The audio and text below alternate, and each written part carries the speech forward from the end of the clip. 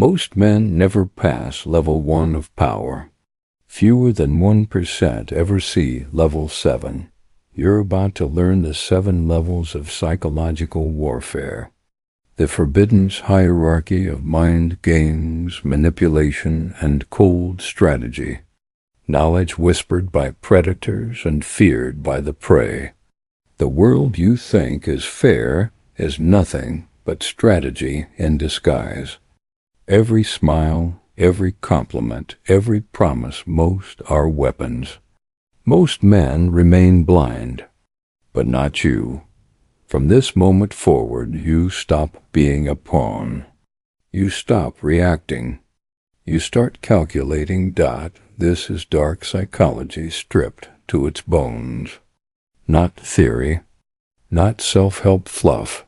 This is how real manipulators control the game, and how you'll learn to break them or become them.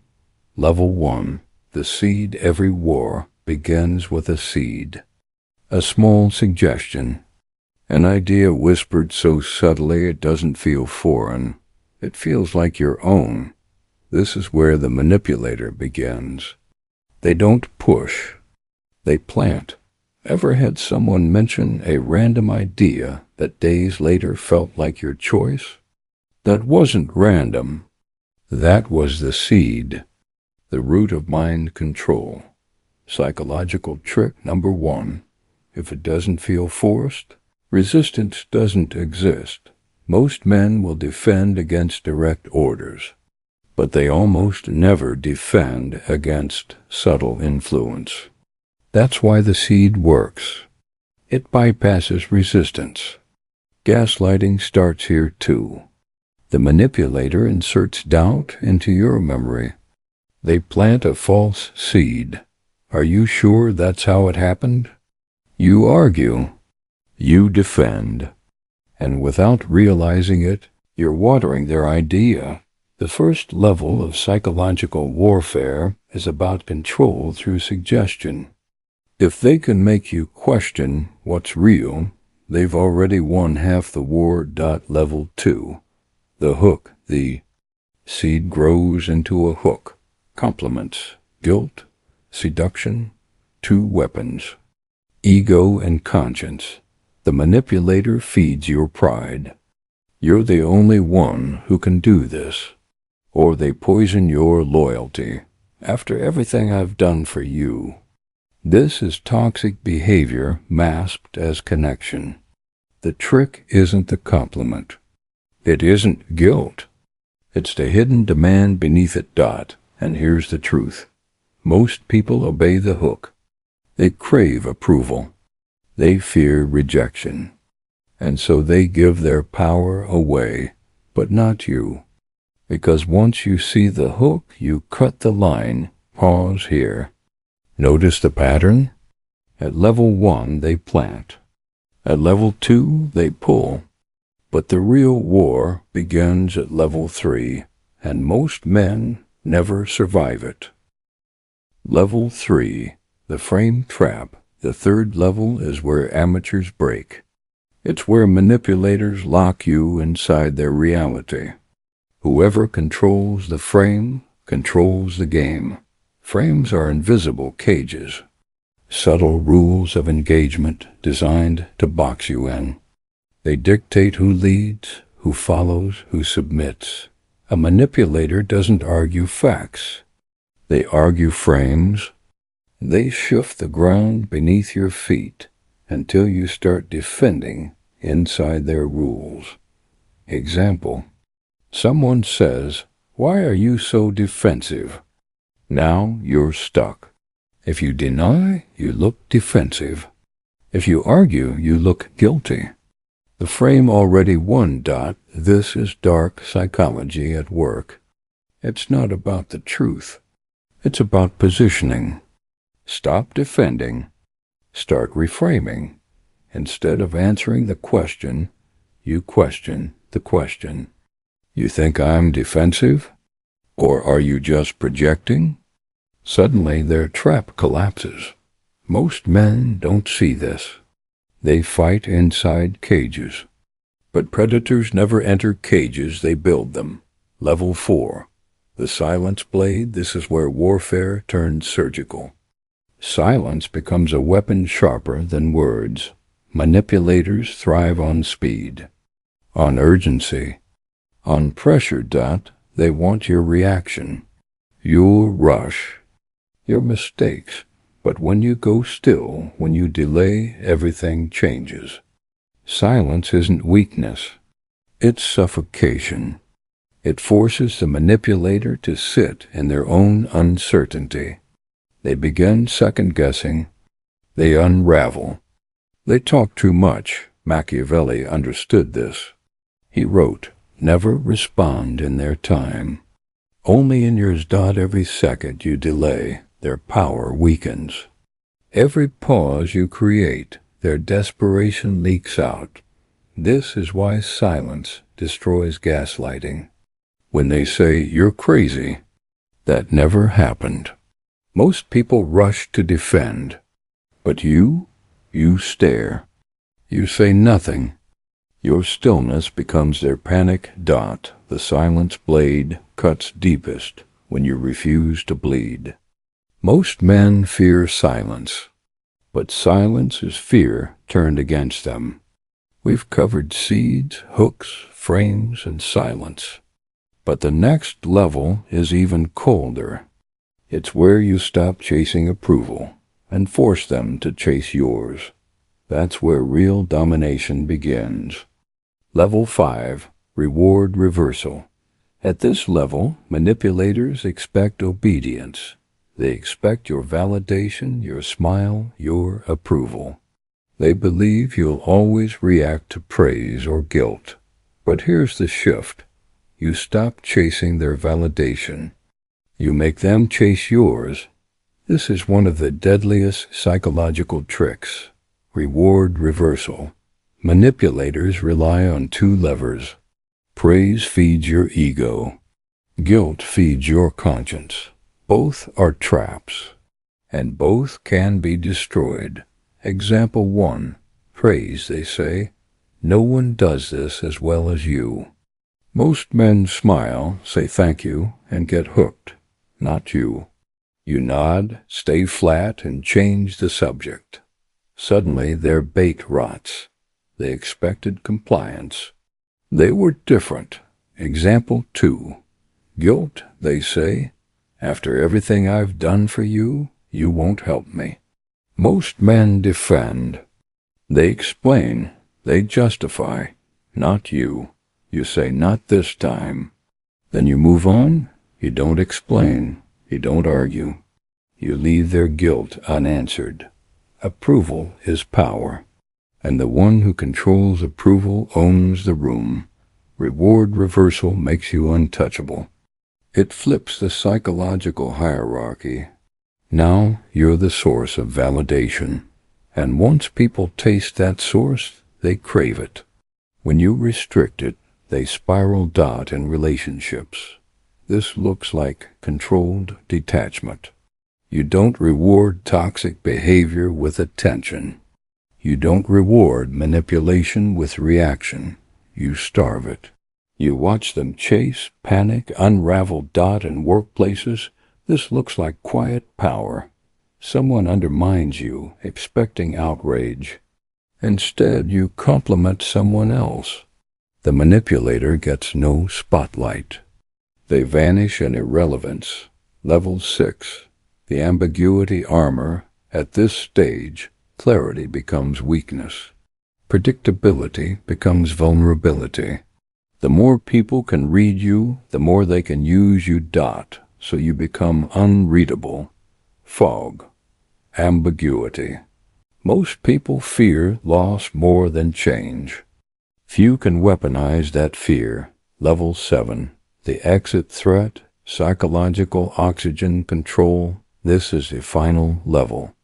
It's the one that ends games. It's quiet. It's lethal. Most manipulators survive because you stay. They count on your fear of leaving. They bet that you will plead. They assume you will explain. They expect you to return. That expectation is their currency. Take it away. You become the one who can walk. Exit threat is not drama. It's not bluff. It's a lived option. You must mean it, or the tactic collapses. How it works. You remove availability. You remove validation. You remove predictability. You create absence as presence. Example, relationships. She guilt trips you for space. He threatens to leave unless you comply. Most people cave. Not you. You vanish emotionally first. No calls. No explanations. No romance on demand. Watch the panic. Example. Workplace. A boss demands favors. A colleague takes credit repeatedly. Most people fight. You prepare exit routes. You document. You build options. When you leave, you don't scream. You walk with results. You take your value. They notice then. And regret is a slow poison. This is mind control turned outward. You are controlling the supply of what they crave. Approval, attention, access. You ration it. You price it. You withdraw it. You are not needy. You are a market. Why manipulators break? They depend on leverage. Leverage dies when options exist. If you can leave, they cannot own you. Fear of loss is stronger than fear of shame. Remove that fear and they have nothing. But there's a truth most teachers miss. Exit threat only works if your life proves it. If you say, I can leave, but your life says otherwise, you're bluffing. Bluffs are visible. Bluffs are punished. So build real alternatives. Save quietly. Network silently. Finish projects they use as chains. Become financially, socially, emotionally independent. Create exits in the dark. Keep them for the light. Don't announce the rope. Tie it. There's also an etiquette to the exit. Don't gloat. Don't punish. Disappear with dignity. Let absence do the damage. Let silence carry the verdict. Most men beg. Most men bargain. Not you. You plan. You prepare. You leave on terms that this level folds into every other level. Ambiguity strengthens the exit. Silence hides the plan. Master move. Playing dumb, sometimes the most dangerous predator is the one who looks harmless. The manipulator expects resistance. They expect your defense. They expect your fight. But when you give them nothing, no reaction, no explanation, no emotion, you dismantle them silently. This is the art of playing dumb. You see the trap. You see the insult. You see the test. But you act like you don't. They insult you with a passive jab. You smile faintly, move on. They push you with a loaded question. You shrug, indifferent. They expect to corner you. You act as though the corner doesn't exist. Look closer. This isn't ignorance. It's a strategy. It's dark psychology hidden in plain sight. What's deadlier than a lion? A fox pretending to be blind. Playing dumb creates two effects. One, it starves the manipulator of reaction. Two, it makes them overconfident, and overconfidence is fatal. They believe they're winning. They believe you're weak, so they reveal more. They overextend. They expose themselves. Meanwhile, you're watching. You're documenting. You're calculating. You wait. And when the moment matters most, you strike. Not loudly. Not dramatically. Coldly. The power of this level is patience. It requires emotional discipline. It requires silence in the face of provocation. It requires letting them believe they're clever while you sharpen the knife. Example: workplace. Trap. A colleague makes a sly remark to undermine you in front of others. Most men snap. Most men argue. You smile. You let it slide. You continue as if untouched. Later you gather the proof. You expose them quietly at a meeting, in a report, through undeniable results. Now they look weak.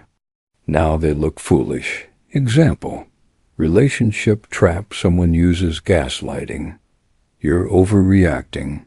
You're imagining things. Most people defend. You don't. You nod slowly as if confused.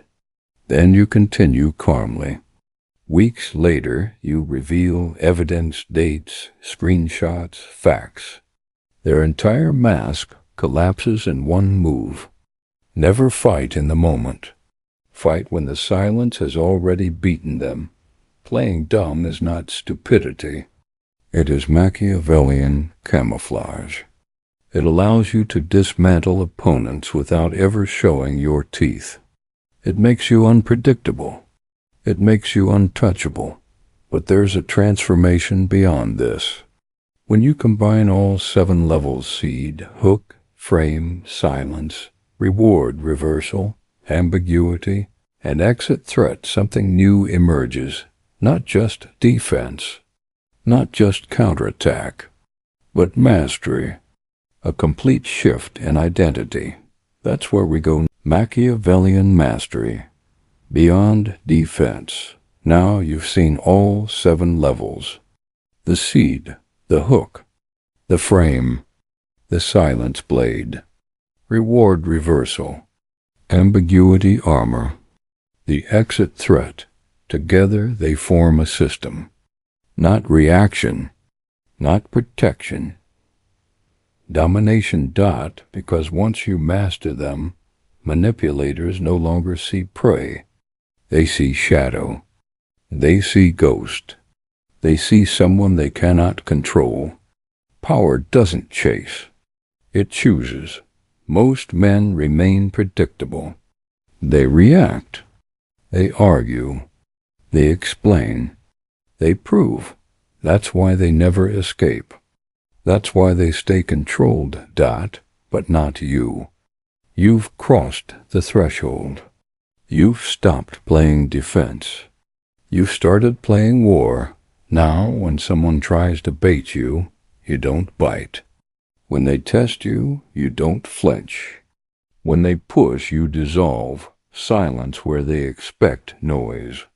Ambiguity where they expect clarity. Distance where they expect dependence.